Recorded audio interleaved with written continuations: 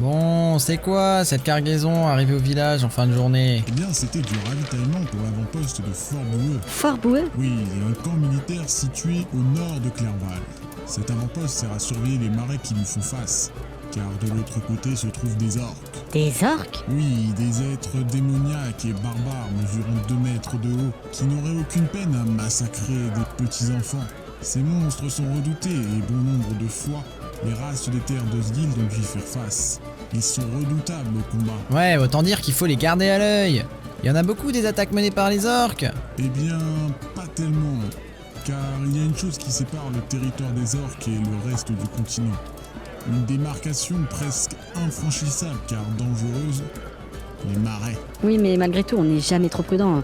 Une attaque ennemie pourrait survenir à tout moment. Exactement. Le fort est un lieu isolé, sa petite garnison a besoin de ravitaillement. Les inondations ont pourri les récoltes et fait fuir le gibier. Cette pluie incessante est bien pénible pour un mois de mars. Je ne vous le fais pas dire. C'est pourquoi cette cargaison est arrivée jusqu'ici. Et d'où vient cette cargaison? Elle vient de la ville de Witz, qui est la capitale de la contrée, la province qui s'étend au sud de la baronnie. Et il en est désormais de la responsabilité du baron de Clerval d'en assurer le transport sur ses propres terres. Et cette cargaison ne contenait que des vivres? Non, elle ne comportait pas que des vivres.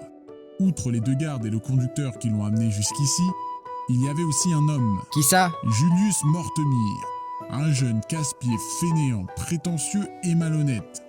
Après avoir commis le crime de trop en volant le collier d'une fille de riche marchand avec qui il avait passé la nuit, son père, militaire haut placé, l'envoya rejoindre l'armée afin d'éviter à son fils de finir en geôle et de salir la réputation de sa famille. Et pourquoi a-t-il été envoyé à Fort boueux en particulier? Eh bien, il se trouve que sa sœur, qui chérit plus que tout Andrea Mortemir, ou prêtresse, y est la chef.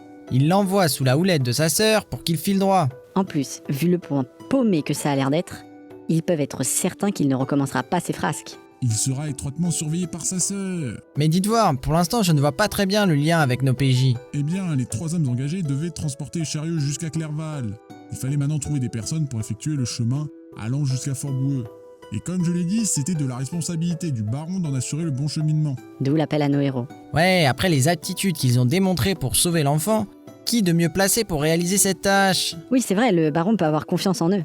En effet, c'est par l'intermédiaire de Monsieur Carillon que le rendement s'est réalisé monnayant un petit paiement. C'est ainsi que le lendemain, nos amis partirent en direction de Fort Boueux accompagnés de Julius. Et combien de temps va prendre le voyage? Au vu de l'état de la route, ils en auront bien pour 4 jours. Elle est extrêmement accidentée. D'autant plus qu'ils ne peuvent pas compter sur Julius, qui est en train de décuver à l'arrière. Eh bien il commence bien celui-là. Il a un vrai manque de discipline. Une fois équipés pour ce voyage ardu, nos aventuriers prirent donc la route de Fort Boueux. Les 2 premiers jours de trajet se passèrent sans encombre et sans pluie. Malgré tout, ils trimèrent pour avancer au travers de cette route boueuse. Ils arrivèrent finalement à Vireux, Tiens, qu'est-ce donc? un modeste village situé sur une petite colline entourée d'une enceinte de troncs d'arbres juxtaposés. Vireux était l'ancien avant-poste humain le plus au nord avant que Fort Boueux ne soit construit. C'est pourquoi le village fut d'ailleurs érigé sur un petit promontoire rocheux favorable à la défense. Et comment s'est passé l'accueil des villageois? Très bien. En revanche, je passerai sous silence les événements de la nuit. Bah allez, juste un petit peu. Ah, je suis sûr qu'Edouard a à voir avec quelque chose. Bon, outre le récit d'Édouard aux habitants du village, Naeldor et Arador ont empêché Julius de déshonorer une fille. Mais quel dandy celui-là? Je n'ose même pas imaginer le massacre s'il avait été plus loin. Ils reprirent la route le lendemain et eurent un 3e jour comme les 2 premiers. Le 4e, alors qu'ils arrivèrent vers Fort Boueux, ils furent attaqués par 5 orques, qu'ils vainquirent. Eh mais tu pourrais ménager tes effets scéniques un peu, c'est trop brutal là. Il se retrouve quand même face à 5 orques. Disons que le combat n'a pas trop traîné. Naeldor a utilisé sa nouvelle attaque, sous tension, avant de lancer des décharges électriques sur les orques. Pendant ce temps, Adril ramassait les cadavres laissés par Naeldor pour en faire des zombies. En ce qui concerne Édouard et Arador, Ça devait arriver. C'était inévitable. alors qu'Arador était dans un combat contre un orc étonnamment résistant, un duel a commencé entre eux dans lequel chacun remettait en jeu son honneur, ses valeurs, ses croyances, et jusqu'à ce qu'Édouard abatte l'orc d'une balle de gloire. J'en connais un qui ne devrait pas être content. Sacré Edouard, heureusement qu'il était là pour battre l'orc. Arador aurait été capable de perdre. Non mais oh, c'était un duel entre 2 adversaires valeureux. Personne ne devait intervenir. Puis ne sous-estime pas Arador. Ouais mais en attendant il a servi à rien contre l'Ankeg. C'est Edouard qui a fait tout le taf. Mais ça, c'est parce qu'Arador n'était pas en forme. Ouais, dis plutôt qu'il a pris peur. Tu commences à m'énerver. Du calme, du calme, du calme. Vous aurez le temps de les départager. Revenons à notre histoire. Après avoir fouillé le corps des orques, ils trouvèrent sur l'un d'eux un bracelet que reconnut immédiatement Julius. Il était à sa sœur.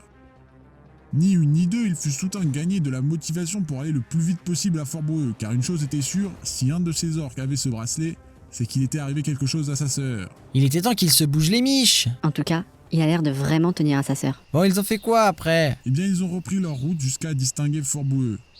Ils remarquèrent que deux gardes semblaient patrouiller le long des remparts. Naeldor envoya son corbeau qui leur permit de voir que les deux gardes étaient en réalité des orques déguisés. Le fort a donc bien été pris. Ça m'a l'air difficile d'y rentrer. Comment vont-ils faire? Ils ont décidé d'abandonner le chariot de ravitaillement au sud et de contourner le fort pour effectuer une infiltration au nord, du côté des marais. Ils vont escalader le mur. Mais ça risque pas d'être un peu compliqué pour Arador avec son armure. Ça a été compliqué. Mais ils finirent par réussir à accéder au rempart.